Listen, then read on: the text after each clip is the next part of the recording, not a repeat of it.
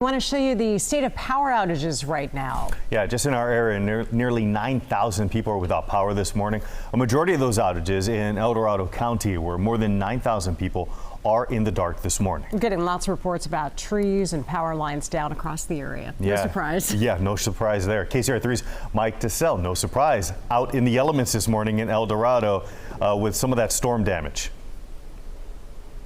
Yeah, you want to see a tree down or at least a tree limb? Well, this on the left side of Beatty Drive as you're heading down towards Folsom here in El Dorado Hills, that's the remnants of a tree that came down, and that is the tree itself that came down onto a utility box here right at the intersection of Beatty Drive and Julianne Way. And take a look.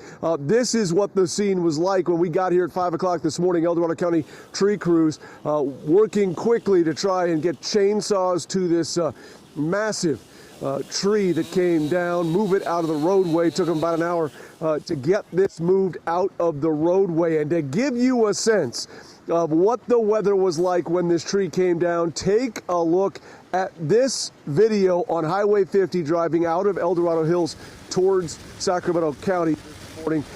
Heavy rain and, of course, lots of lightning, about a dozen lightning strikes in about a 25-minute period on this drive when we took this video here this morning. So back out here live, even though the rain is not coming down anymore, still a lot of runoff. This is what the storm drain looks like. Look at the amount of water still gushing in there, even though nothing is falling from the sky. Again, we are at Beatty Drive and Julianne Way here in El Dorado Hills in El Dorado County. And again, look at that tree. Just kind of shows the kind of cleanup that still exists throughout this area. In fact, the crew that was here said they were heading off to another call as they were leaving this area. And behind me, might be able to make it out. That's Folsom Lake. And while there is the negative side to all this rain, the positive side is we need that lake to fill up. I'll update that situation and show you a pretty impressive visual that goes along with the situation at that lake coming up at 7:30. So stay tuned for that.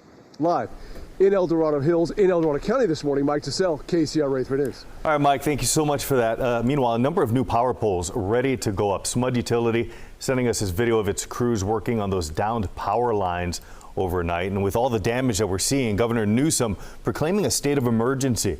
And this declaration cuts regulations to allow the state to respond to the storm easier and faster. The director of the state's Office of Emergency Services explained the storm's risk amid the California drought. I would say that we're worried about a storm hovering much too long because we're just so saturated.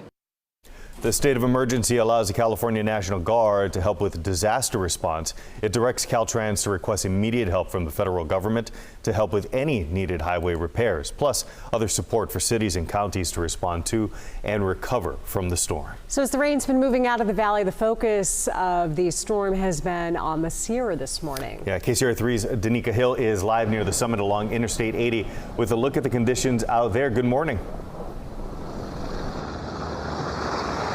Good morning. Yeah, so the snow conditions out here over the last hour, we've kind of seen this snow go from heavy to light, and so it's kind of fluctuating back and forth. Chain controls are in effect here along I-80 from Nyack to Truckee, and I'll show you back here. That's where Caltrans, you can see the semis coming through there now, but that's where Caltrans is double checking to make sure that people have those chains on. And if we pan over just a little bit this way, you can see there's a snowplow out here, so that's a good sign that got crews out here clearing the roadways and making sure that this is safe to travel. Again, chain controls are in effect, so that means you need to have your chains on your tires, or you need to have four-wheel drive and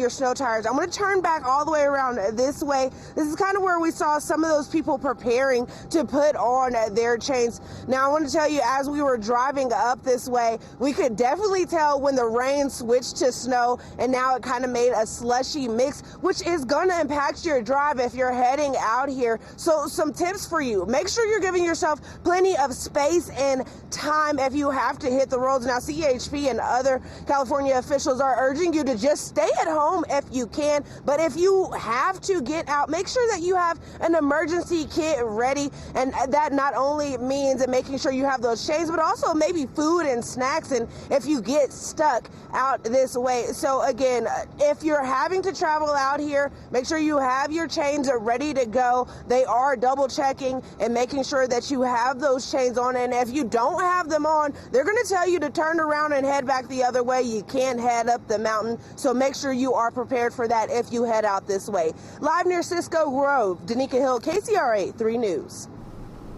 Danica, thank you. It is 7:10. Anytime it's raining, don't forget you've got to be extra careful on those roads. Here's some video now of a crash. This one happened just after 11 o'clock last night on Riego Road out at Natomas Road. It's in Sutter County, just north of Alverta. One vehicle rear-ended another one. Nobody was hurt, but as you can see, the conditions were really wet out there, so definitely contributes to those accidents tending to happen. And the family of a missing woman has identified her as one of 3 people who were killed during the weekend storm. The body of May King Lam was found yesterday morning off Dillard Road and Highway 99. Her body was found in a field. Hours later, crews found the body of another victim. This was a scene in Galt on New Hope Road. Officials finding the body inside a car that was affected by the flooding. Please use caution. If you see a large body of water, please don't try to drive through it. Find alternate routes, or if you're able, shelter in place, stay home. Just keep yourself as safe as you can, especially right now. And on Sunday, the body of a man was found inside a submerged vehicle in the same area near Highway 99. Several vehicles were trapped by the flooding on that part of the highway. Dozens of people had to be rescued over the weekend.